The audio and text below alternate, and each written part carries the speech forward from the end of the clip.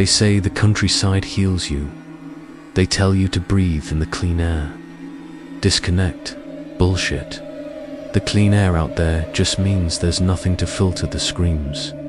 And disconnecting, that's exactly what whatever was in Blackwood. Hollow wanted. See, I used to be like you, scrolling through campfire tales, scoffing at the cheesy jump scares. Until November 2018.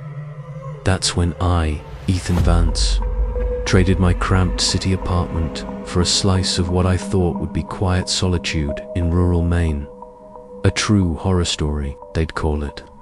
And trust me, it's true enough to cling to your mind like the stench of something dead you can't quite place. I'd found the listing online, a decrepit, charmingly rustic cabin nestled deep in a place locals vaguely referred to as the Whispering Pines, just outside a dot on the map called Haven't. My plan was simple: 2 weeks to finish my novel draft. No distractions, the kind of silence that hums. I got silence, all right. A silence that listened. The drive was endless, the roads narrowing from cracked asphalt to loose gravel, then just 2 tire tracks winding through skeletal trees. When I finally pulled up to the cabin, the late afternoon light was already fading, painting the surrounding woods in shades of ominous violet. It wasn't charming. It was a relic, squat and dark, nestled beneath ancient gnarled pines that seemed to claw at the bruised sky. A faint, almost imperceptible scent hung in the air. Damp earth, pine, and something else. Something metallic and old, like stagnant water mixed with rust. The first few days were deceptively calm. I settled in, the hum of my laptop a comfort against the overwhelming quiet. But then, small things started. A faint scratching sound from the attic at night, like claws on wood, even though the listing said the attic was sealed off. I'd rationalize it. Squirrels, raccoons, standard cabin stuff. Then came the whispers. At first, I thought it was the wind, weaving through the gaps in the old timber. But they became distinct, wordless murmurs, just at the edge of hearing. Always when I was alone, always from a direction I wasn't looking. They felt curious, like something was circling me, testing the air, its presence just a breath away from being fully formed. Sleep became a battle.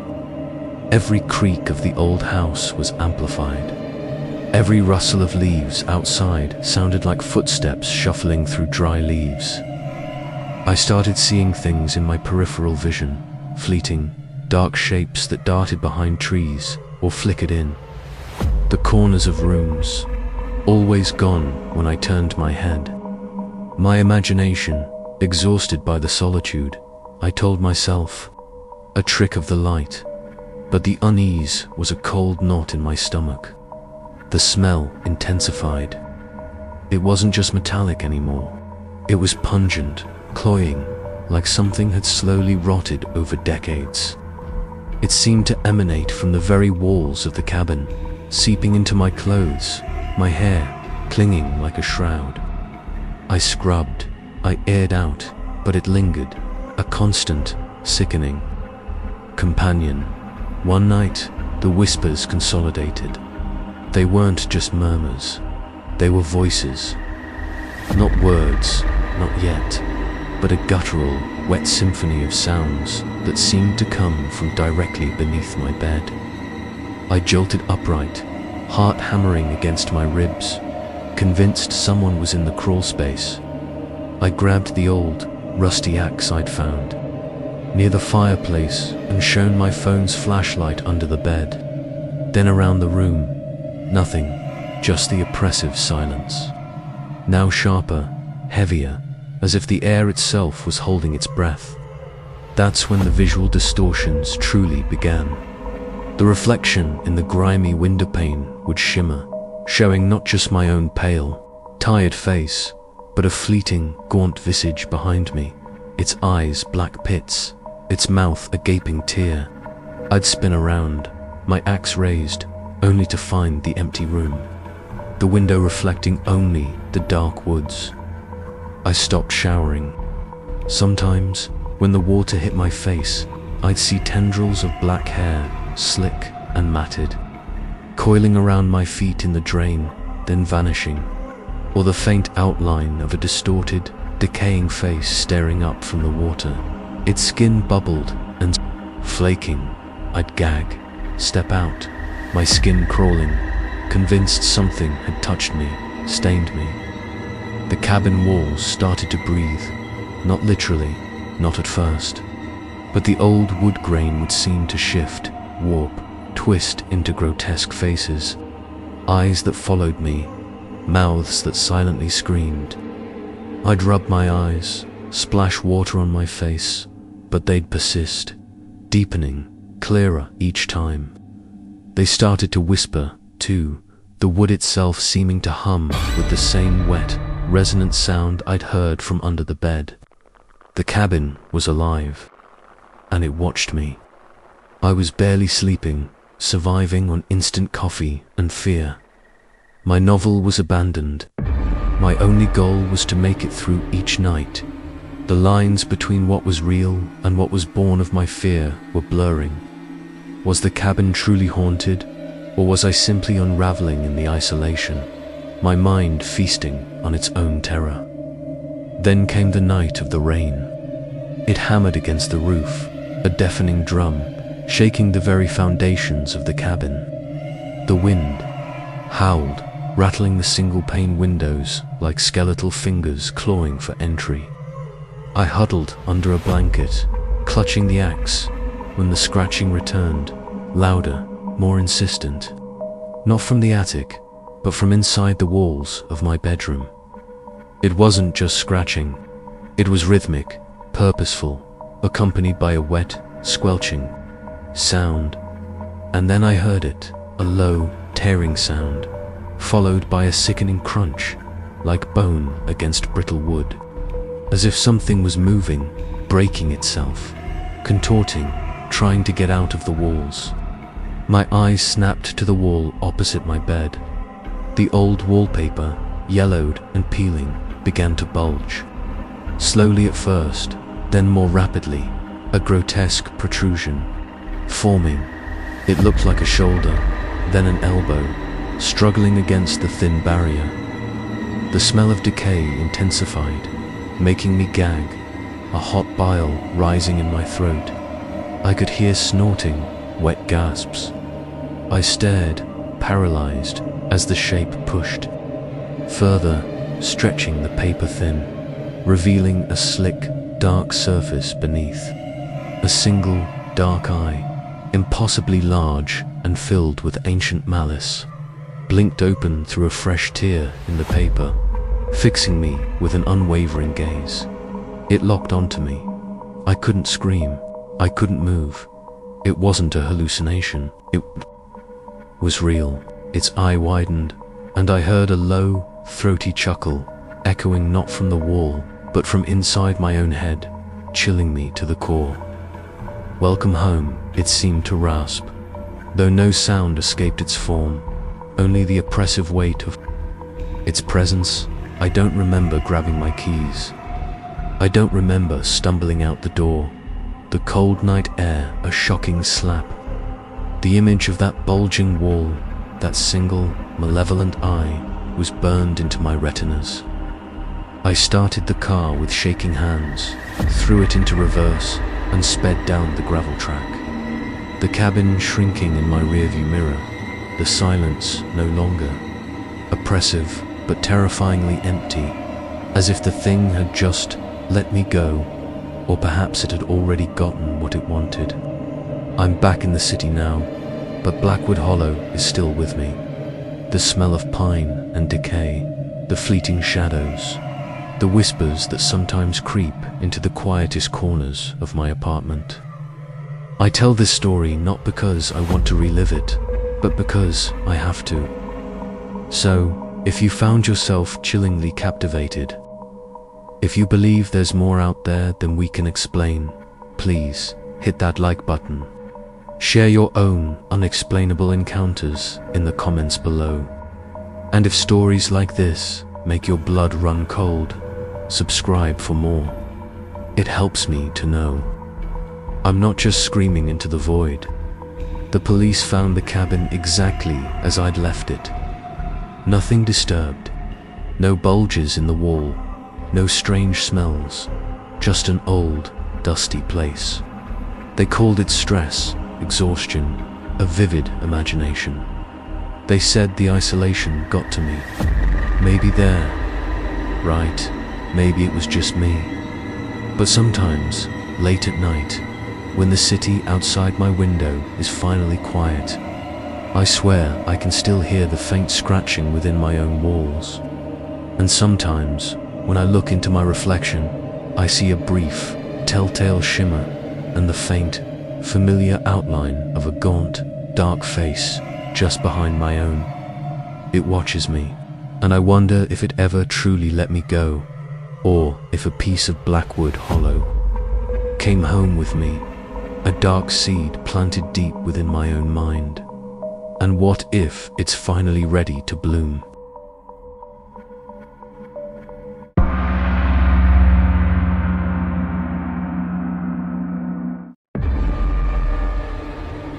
There's a specific kind of fear that only finds you in the quiet places. It's not the jump scare of a city alleyway or the dread of a crowded room. It's a slow-acting poison seeped from the soil itself. It's the fear that grows in the absolute, crushing silence of the countryside, where the land has been watching for centuries, and you are just a fleeting, fragile trespasser. The story I'm about to share with you tonight is one of those.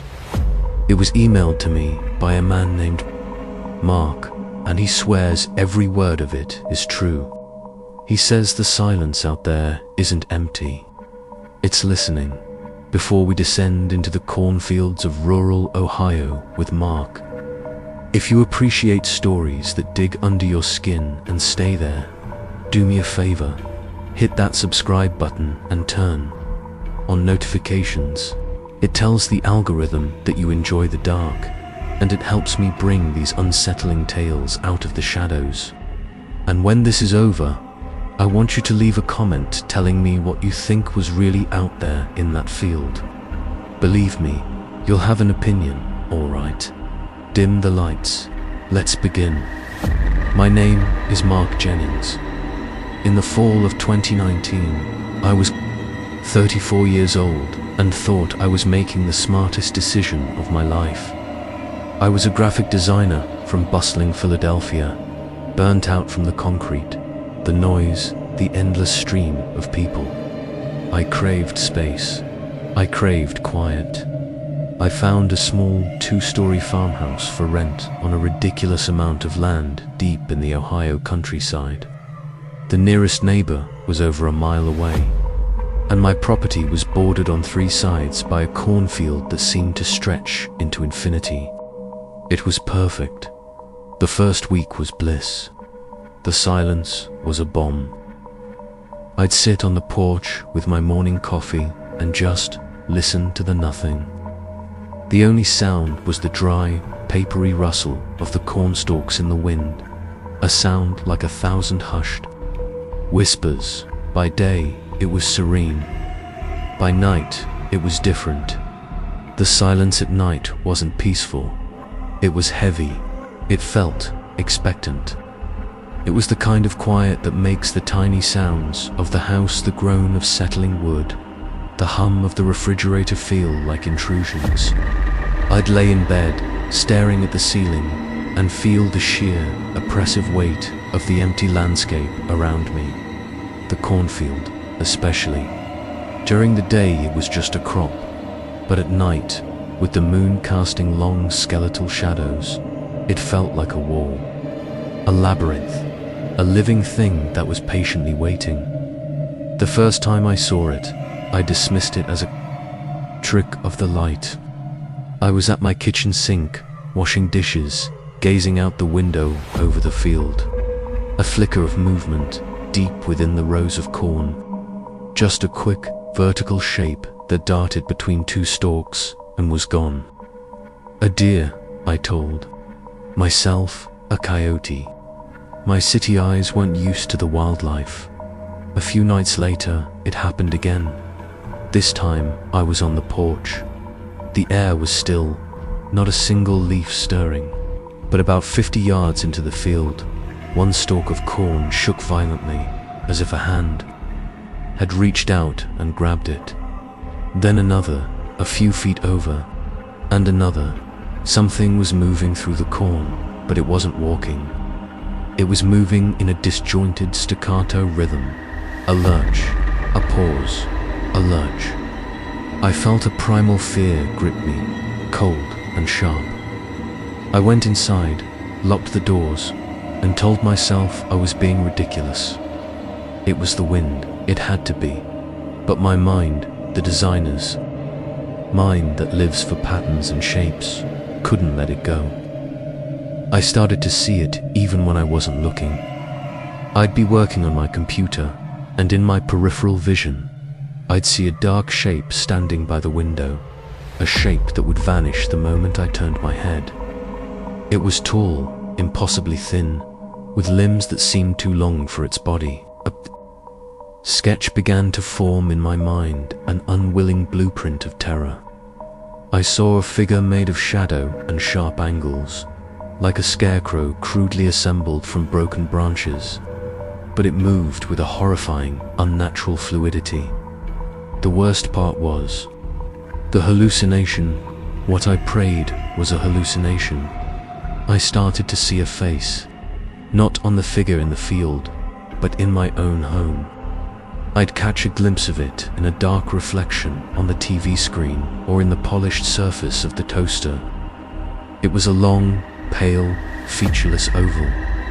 There were no eyes, no nose, just a smooth expanse of what looked like tightly stretched skin, and a thin, dark slit where a mouth should be. The image would burn itself onto my retina for a few seconds, then fade, leaving me breathless and sweating. I was unraveling. I wasn't sleeping. The quiet I had craved was now my tormentor, a canvas onto which my mind projected its deepest fears. The whispering rustle of the corn was no longer benign. It sounded like a language I almost understood, a sibilant, mocking chorus just on the edge of my hearing. The harvest was scheduled for the end of the month. I counted the days, believing with every fiber of my being that if the corn was gone, the hiding place would be gone. The thing, my personal demon would have nowhere to lurk. I would be free the day the combine harvester arrived. It was grey and overcast. The machine's engine was a monstrous roar that finally, blessedly, shattered the silence. I watched from my window, feeling a wave of relief so profound it almost brought me to my knees. The giant machine chewed through the corn, row by row, leveling the field and exposing the bare, dark earth beneath. But as the corn fell, the horror wasn't erased. It was revealed. The harvester was on the far side of the field when I saw them. Etched into the soil, now visible, were patterns, not crop circles. These were different. They were thin, spidery lines, like surgical incisions in the dirt, forming vast, interlocking spirals that all converged on a single point directly in front of my house. And standing at that point, no longer hidden by the corn, was the figure Dot. Was exactly as I had imagined it, a nightmare given form. Tall, skeletal, made of things that didn't belong together. It wasn't standing on the ground so much as it seemed to be rising from it, an extension of the patterns carved into the earth. It turned its head slowly, and that smooth, pale, featureless face fixed on my house. On me, I didn't scream. The sound was trapped in my throat, a knot of pure ice. Then, the thin slit on its face opened. It opened impossibly wide, a gaping black void that didn't look like a mouth, but like an entrance to somewhere else.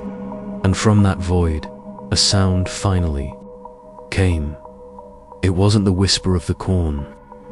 It was a low, resonant hum, a frequency that vibrated through the window pane, through the walls of the house, through the bones in my skull.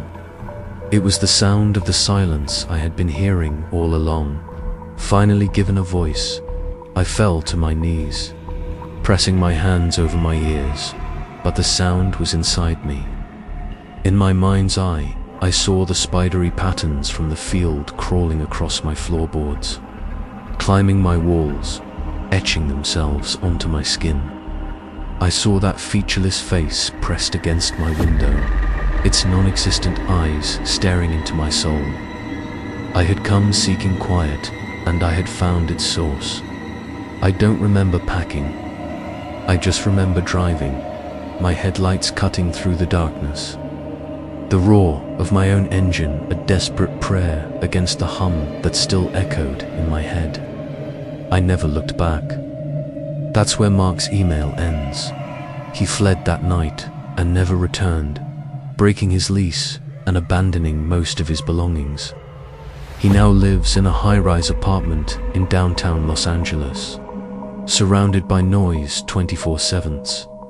He says he can still sometimes hear the hum, faint and distant, beneath the sound of the city traffic. Here's the part that will stay with you. Out of curiosity, I did some digging. I contacted the property owner in Ohio. He told me the house was rented again a few months after Mark left. A young family, they love it. They say it's the most peaceful place they've ever lived. They talk about the beautiful silence when I asked him about any strange patterns in the field after the harvest. He just laughed. He said, "Son, from the sky, every tilled field looks like a pattern." So, was it all in Mark's head? A breakdown brought on by isolation? Or is the land simply dormant, waiting for another lonely soul who is willing to listen, really listen to the silence? Mark sent me one other thing with his email, a frantic pencil sketch he made of the figure. It's horrifying. But the most disturbing detail is in the corner, a drawing of his own window. And reflected in the glass, barely visible, is the figure. And its blank face has a single, terrified eye, his eye, as if it was showing him what it was becoming. What do you think? Let me know in the comments below. Sleep well, if you can.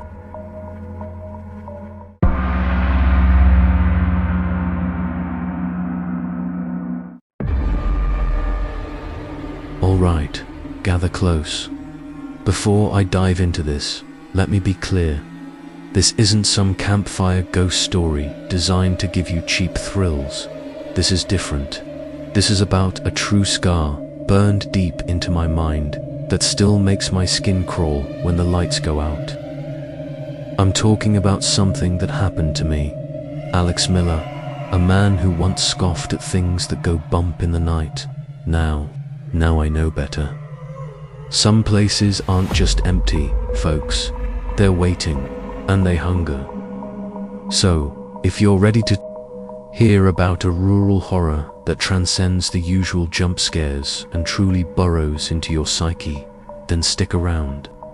And if you find yourself captivated, if the hairs on your arms stand up, do me a favor, hit that like button, subscribe for more stories like this one, and let me know in the comments if you've ever had an experience that defied explanation. Your support means the world, especially when you're sharing tales from the darker corners of the world. It all started last autumn, a few months shy of winter's true bite. The city had chewed me up and spat me out. My job in corporate finance had turned me into a perpetually wired zombie, and my doctor, bless his brutally honest heart, told me I needed a drastic change. He suggested a retreat, a total disconnect. I scrolled through rental sites, looking for anything cheap and isolated. That's how I found the listing. Charming, rustic farmhouse, perfect for quiet retreats. In a place called Blackwood Creek, population 112, tucked away in the deep, forgotten folds of central Iowa. The pictures showed a weather-beaten two-story, faded red paint peeling like sunburned skin, surrounded by acres of desolate, harvested cornfields. It was dirt cheap, and the isolation was exactly what I craved. The drive out was surreal. The highway slowly dissolved into cracked asphalt, then gravel, then just 2 tire tracks winding through endless fields.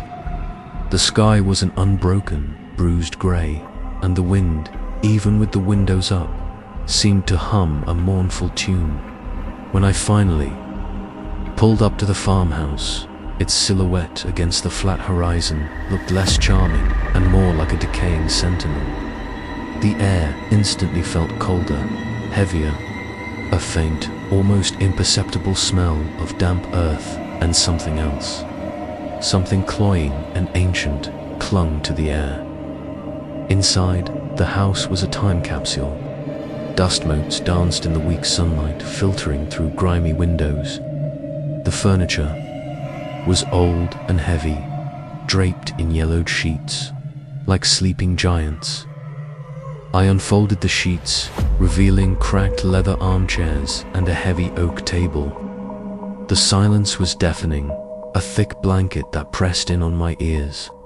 It was the kind of quiet that makes you hyper-aware of your own heartbeat, your own breathing. I told myself it was peaceful, just what I needed. But even then, a cold knot of unease began to tighten in my stomach. The first few days were deceptively normal. I'd read, listen to podcasts, try to meditate. The nights, though, were different. The house creaked and groaned with a life of its own. I attributed it to the old wood settling, the wind rattling the loose panes. But then came the whispers, faint, ethereal, like dry leaves rustling across a bare floor, but with an almost human cadence to them. I'd jolt awake, convinced I'd heard my name, only to be met by the absolute, crushing silence of the empty house. One evening, I was making tea in the kitchen. The old stove, surprisingly, worked. As the water boiled, I swore I saw a flicker of movement in the reflection of the window behind me. A tall, gaunt figure standing just outside, at the very edge of the overgrown yard. I spun around, heart hammering, but there was nothing. Just the endless fields, dark and silent under the emerging stars. My mind playing tricks, I told myself. Lack of sleep, stress, but the incidents grew more frequent, more vivid. I'd catch glimpses of things. Out of the corner of my eye, a shadow darting across a doorway. A fleeting form in the hallway mirror that vanished when I turned my head. My imagination, once a tool for creative problem-solving at work, was now a tormentor. The patterns in the faded floral wallpaper in my bedroom began to coalesce into distorted faces, their eyes empty, their mouths stretched in silent screams. The knot in my stomach became a ball of lead dot. Sleep became a battleground. I'd drift off only to be plunged into a landscape of unsettling dreams. I'd see a pale woman, her hair long and matted, her eyes sunken and black, standing at the foot of my bed, her lips silently moving as if speaking to me from a vast distance. Her dress was tattered, an old calico print, covered in what looked like dried mud and something darker. Sometimes she'd be holding an antique porcelain doll, its painted smile too wide, its eyes following me. I'd wake up drenched in sweat, the image of her face burned behind my eyelids, and the smell, an acrid scent like decay and dust, would linger in the air long after the dreams faded. Then the sound started emanating from within the walls. A low, rhythmic scratching, as if something sharp was being dragged across dry wood. And sometimes, a faint melancholic humming, like an old lullaby slowly being forgotten. It was undeniably human, yet utterly unnatural in its cold, sustained tone. I'd press my ear to the walls, desperate for clarity, only to have the sound abruptly cease, replaced by the omnipresent creaks and groans of the old house. The hallucinations escalated. One afternoon, in stark daylight, I was trying to read in the living room. The sunlight, usually reassuring, now felt like a spotlight illuminating my slow descent into madness. I looked up, and there she was, standing in the archway connecting the living room to the dining room, the woman from my dreams. She wasn't a shadow, not a flicker. She was solid, undeniably present. Her skin was a terrifying, almost translucent white, her hair a wild, dark tangle. But it was her eyes that truly broke me.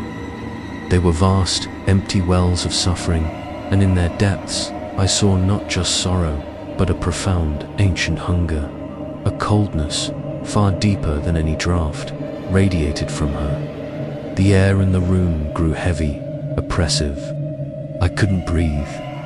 Her mouth, cracked and dry, slowly parted, and a soundless scream seemed to tear through the air, vibrating not in my ears, but directly in my mind.